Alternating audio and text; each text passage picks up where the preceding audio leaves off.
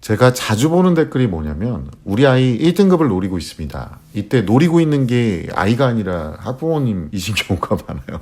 그래서 제가 주변에도 계속 얘기하고 있는 게 학부모님들만 상담을 막 받고 학부모님들만 의욕이 많으면 이제 당근과 채찍 현상이 일어나요. 제가 이제 농담 삼아서 당근과 채찍하면 떠오르는 게 당근을 주고 채찍도 때려라 이걸로 생각하시는데 채찍으로 막 때리면서 당근으로 때리는 효과가 나타날 수 있다는 겁니다. 아이가 1등급을 노리고 탑권을 노리고 최상위권을 노린다라고 했을 때 이게 진정 아이가 그렇게 노리고 있는지도 한번 보시긴 하셔야 되거든요. 딱 와서 보면 아이는 딱히 그런 열의는 없어요. 어머니가 많이 체근한다고 해서 실제로 애들이 그만큼 따라오지는 않습니다. 근데 또 웃긴 건 뭐냐면 어머니들이 그만큼 체근을 해야 그 비슷한 뭔가라도 되어 있다는 거죠. 그러다 보니까 어머님들이 주변에 이제 정보가 있는 선배 학부모님들한테 많이 물어보고 다니는데 제가 항상 두 가지를 못하게 합니다. 아이들한테는 친구한테 모르는 거 물어보기, 학부모는 공부 잘하는 다른 학부모한테 물어보기. 이 두 가지가 웬만하면 하지 않으셔야 되는 겁니다. 첫 번째인 모르는 거 친구한테 물어보기를 왜 하지 말라고 얘기하냐면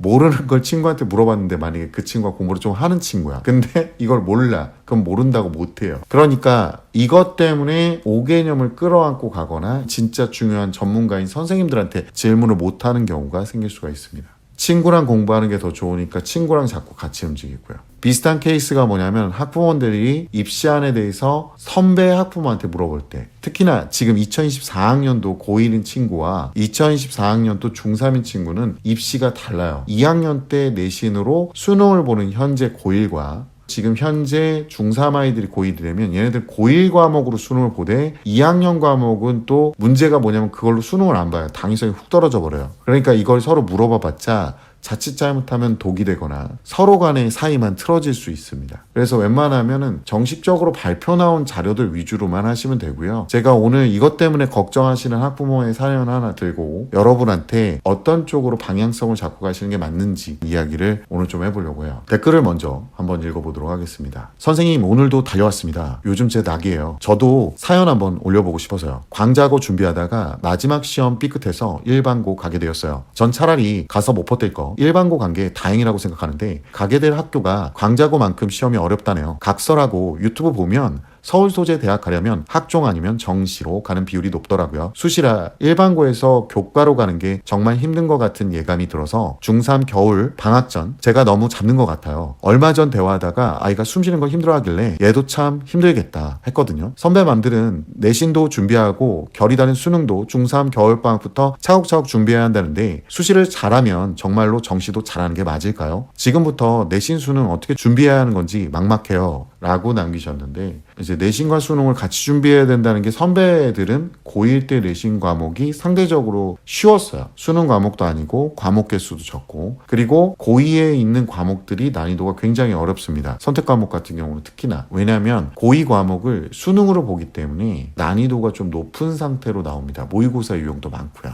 그리고 국어 영어 같은 경우는 교과서별로 내용이 다 다르잖아요. 모의고사와 내신이 결이 달라요. 평소에는 모의고사 대비를 하고 있다가 한 달 전이 되면 교과서가 한 10여 종이 넘으니까 많게는 20여 종까지 차이가 나거든요. 그러니까 교과서별로 지문 분석을 해야 되기 때문에 한 달 전에 학교별로 뭉칩니다. 과탐 같은 경우는 굳이 학교별로 뭉치지 않아도 돼요. 전년도 기출이 중요한 게 아니라 그 교재별로 나오는 기출 유형을 학원에서 분석을 하는 거예요. 그러다 보니까 일부 학부모님들이 국어, 영어 이것 때문에 과학도 그렇게 하는 줄 알고 계시는 분들이 좀 있는데 수학이나 과학 같은 경우는 굳이 학교별로 나누지는 안 하셔도 됩니다. 진도가 좀 차이 날 뿐인데 결국엔 수학학원에서 국어나 영어, 과학을 또 같이 하는 경우도 있다 보니까 자기네들이 편한 대로 임의대로 학교를 나눠놓는 경우가 좀 있습니다. 근데 실제로는 진도별로 나눴다고 보시면 되고요. 국어, 영어는 이제 교과서별, 지문 내용이 다르니까 그렇게 나눠놨다고 보시면 되는데 이것도 나중에 시간이 지나면서 먹히지 않는 게 외부 지문이 좀 많이 들어와요. 국어, 영어도. 결국에는 수능 준비, 내신 준비 자체가 어쨌든 2학년 때 많이 집중되다 보니까 2학년 때 내신 준비를 꼬박꼬박 하고 있었다면 이제 수능 준비도 그닥 어렵지 않았고 2학년 거의 끝말까지의 모의고사들이 대부분 다 사실상 수능하고의 그 결이 그렇게 맞지 않아요. 오히려 내신에서는 고3 모의고사가 과탐이라든가 국어 영어에서는 출제가 되는 경우도 많았기 때문에 실제로는 2학년 때까지 내신 대비를 하고 있으라고 항상 말씀을 저도 드렸고요. 다른 학원에서도 많이 얘기를 합니다. 그러니까 2학년 거나 1학년 거를 들고 와서 중학교 학부모님들이 모의고사를 봐보고 등급이 얼마예요 이렇게 얘기하는 게 실제로는 이제 고등학교 들어가면 딱히 먹히지 않는 경우가 많았던 거예요. 그래서 제가 이게 자료적 가치가 애매하다라고 말씀드렸던 부분이 여기서 나오는 거고요. 그런데 지금 이 학부모님은 현재 고등학생이 아니라 중학교 3학년이란 말이에요. 2025학년도에 고1이 될 거 아니에요. 고1 과목 자체가 수능 과목이면서 그러니까 자연스럽게 고1 내용의 난이도가 굉장히 어려워질 수 있어요. 제가 이거는 예상을 하는 것 뿐이긴 한데 교육청에서 예시로 나왔던 문제를 보면 복합형이에요. 한쪽에 있는 계열이 아니라 여러 계열을 복합적으로 문제를 내는 게 나오니까 문제가 굉장히 어렵다라는 것보다는 문제가 뭔지 모르게 헷갈리는 이런 상황이 올 겁니다. 그리고 애들이 실수했다는 말도 굉장히 많이 할 가능성이 높아요. 평소에는 모의고사도 해야 되고 그 다음에 내신 대비도 해야 되는 이런 상황이 올 거예요. 1학년 때부터 그 압박감이 오는 상태에서 다행인 건 뭐냐면 1등급 간격이 커집니다. 근데 여기서도 못한다면 진짜 못하게 되는 거예요. 지금 1학년 때 내신이 밀리고 있다라는 거는 모의고사도 분명히 밀릴 거고 수능에서도 맥을 못 출 거라는 것과 함께 또 하나가 뭐냐면 2학년 가면 선택 과목이 난이도가 높아지면서 선택 과목 개수가 불어나거든요. 더 많은 압박을 받을 가능성이 높아진다는 거죠. 심리적인 게 학습에선 굉장히 많이 작용하는데 가뜩이나 앞에도 버벅댔는데 뒤에 가면 준비가 안 돼 있으니까 망가지잖아요. 얘네들은 또 바뀐 게 뭐냐면 3학년 때 과목들도 대부분 다 상대평가를 합니다. 그리고 3학년 2학기 내신까지도 포함할 거라고 얘기를 하고 있기 때문에 얘네들은 이렇게 긴장을 풀 시간이 없어요. 단지 1등급 간격 넓혀놓고 1학년 때 배웠던 내용을 갖고 수능을 보겠다라고 했지 1학년 때 배우는 과목의 내용이 쉬운 건지 문제는 쉬운 내용 갖고 얼마든지 헷갈리게 낼 수 있어요. 문제라는 건 결국에는 덫이거든요. 이 덫이라는 건 그 동물들이 착각하고 실수해서 걸려들도록 만드는 건데 뭐 애들이 와서 실수했어 이건 뭐냐면 동물이 덫에 걸려가지고 내가 실수해가지고 발모가지를 잃었네 뭐 이런 거랑 비슷한 거거든요. 결국에는 그게 실수가 아니라고 얘기를 하는 거죠. 어머님들은 다 알죠. 아이들만 모르고 자존심 상해하는 부분이긴 한데 이 학부모님께서 물어본 게 보통은 일반적으로 인서울 학교로 가려면 학생부 종합 전형이나 아니면 수능을 잘 봐서 가더라 라고 얘기했는데 2025년에 고1이 되는 2024년 중3 아이들 같은 경우는 안타깝지만 내신도 잘 나와야 되고 수능도 잘 나와야 돼요. 왜 그러냐? 얘네들은 지금 문과형 수능을 봐요. 그러니까 문과, 이과 공통 수능을 보잖아요. 이렇게 보는데 선택 과목도 없어. 그러면 이거를 이과 스타일인지 아닌지를 어떻게 알 수 있느냐? 이과의 적성이 있고 학업 역량이 얼마인지를 어떻게 아느냐? 학생부를 볼 수밖에 없다라는 거죠. 그리고 학생부에서도 쉬운 과목만 선택했을 경우 이과 쪽에서는 사실상은 의미가 없을 수도 있어요. 어려운 과목을 선택해서 등급이 애매모호하게 나오는 게 차라리 날 수도 있다는 겁니다. 요즘에 대학들이 이제 무전공으로 입학시키려는 걸 많이 해요. 하도 적성 이 난리를 피니까 우리 인간이요 실제적으로 적성에 맞춰서 뭔가를 선택하기 시작한 거는요 솔직히 지금 50년이 안 됩니다. 이전까지만 해도 신분사회였거나 그리고 농경사회였고요. 근데 자꾸 이렇게 적성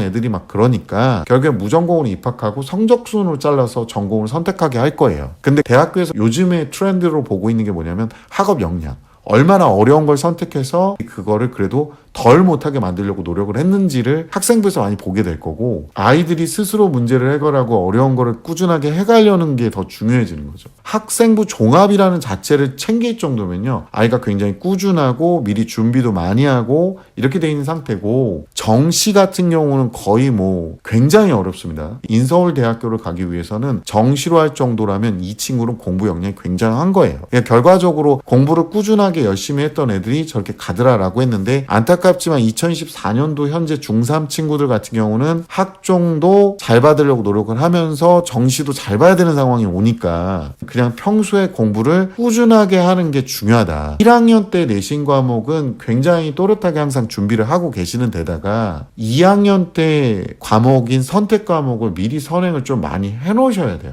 그러니까 아이들의 성향을 아까 말씀드렸잖아요. 이 새끼들이 좀 쪼달아서 죄다 쉬운 대로 기어 들어가는데 이제 입시가 막혀서 쉬운 과목만 너무 선택해 놓으면 거기다 등급도 애매하게 맞아와요. 쉬운 과목 들어갔으면 1이 나와야 되거든요. 예를 들어서 사탐 런을 하는 기준이 뭐냐면 과탐 선택 과목이 4등급이 나오는데 사탐으로 들어갔을 때 1등급이 나와야 되거든요. 근데 문과는 무슨 호구 새끼들만 모여있는 것도 아니고 들어가면 2나 3을 맞고 앉아있어요. 그러니까 이런 상황이 되니까 결국엔 들어가봤자 소용이 없는데 자기 딴에는 등급이 오르고 뭔가 되는 것 같으니까 아 행복해 라고 꿀 빠는 듯한 느낌을 받게 되는 거예요. 결과적으로는 수능 끝나고 나서 보면은 그닥 웃고 있지 않습니다. 산타 할아버지가 선물 안 주실 거예요. 울어서. 내신을 꾸준하게 평소에 계속 연습을 시키셔야 돼요. 거기에 맞춰서 이과를 갈 거라면은 수학하고 과탐 선택 과목도 더 반복적으로 계속 안고 갈 수 있도록 해야 돼요. 이거는 전에 선배들도 똑같았던 게 학생부 종합으로 간다는 애들 보면 대부분 다 공부량이 어마어마합니다. 그리고 학생부 종합 말고 교과 전형은 어렵냐라고 얘기했는데 학생부 종합 전형을 준비하고 있었던 애들이 이제 2학년 말이 딱 돼서 보니까 과목이 일그러지는 거예요. 어떻게 사람이 100% 다 잘하겠어요. 그러다 보면 교과 중에 살릴 게 생깁니다. 이때도 교과 전형만 노리고 가면 더 웃긴 건 교과 전형을 못 써요. 양궁을 할 때는 한번 떠올려 보세요. 관역 중앙을 노리고 계속 쏘는데 자꾸 엄한 데가 맞을 거 아니에요. 그 엄한 데를 맞는다고 거기 엄한 데를 노리고 쏘는 거랑 비슷한 행동이거든요. 학생부 종합을 노리면서 계속 공부를 하고 계시면 어쩔 수 없이 수능 대비와 함께 내신 대비도 깔끔하게 같이 진행되는 거예요. 그리고 1학년 때부터 정시 파이터 간다는 놈들이 있다면 그냥 등짝 풀업해가지고요 학원으로 보내시는 게 맞습니다. 평소에 내신 대비 준비 2학년 내신도 준비를 하고 1학년 내신은 계속 꾸준하게 꼼꼼하게 계속 준비하고 있다면 수능까지도 무난하다. 근데 그 공부량을 못 갖고 간다면 아이는 굉장히 힘들어할 거다. 그리고 아이들이 와가지고 저한테 그런 말을 하더라고요. 선생님 대학교 나와서 뭐예요? 대졸자도 많고 고졸이나 대졸이나 똑같지 않냐 이렇게 얘기하는 친구들이 있더라고요. 우리나라 운전면허 갖고 있는 사람이 61% 정도 되거든요. 그리고 우리나라 고등교육 받은 사람들이 또 고등교육 얘기하니까 고등학교 교육 생각하시는 분도 있는데 고등교육이라고 하면요 전문대졸 이상을 얘기합니다. 이 수치가 지금 운전면허 갖고 있는 수치와 비슷합니다. 그러니까 대졸자들이 어정쩡하면 취업이 안 되는 거예요. 물론 재능을 갖고 있다면 그쪽으로 가시면 돼요. 개뿔 아무 재능도 없고 재능을 못 찾았다라고 하면 공부밖에 답이 없습니다. 가끔 저한테 와서 공부하면 돈 벌 수 있어요? 라고 물어보는데 그걸 저한테 물어본다는 건 지능의 문제가 있는 거죠. 저는 공부로 돈을 벌고 있는 사람이니까요. 그러니까 웬만하면 공부를 하면 돈을 버는 게 훨씬 더 수월하긴 해요. 공부를 잘하면 뭐가 좋아요? 라고 물어본다는 자체가 공부를 잘하면 대학교 갈 때도 좀 더 편하게 갈 수 있고요. 공부를 잘하면 취업할 때도 좀 더 편하고요. 공부를 잘하면 결혼할 때도 좀 더 편합니다. 좋은 대학교를 나온 친구들이 결혼할 때도 조금 더 편하게 가죠. 이런 이점이 있는데 뭘 물어보고 앉아있고 물론 인생은 복합적인 거지만 그러니까 그딴 걸 생각한다는 자체가 뭐냐면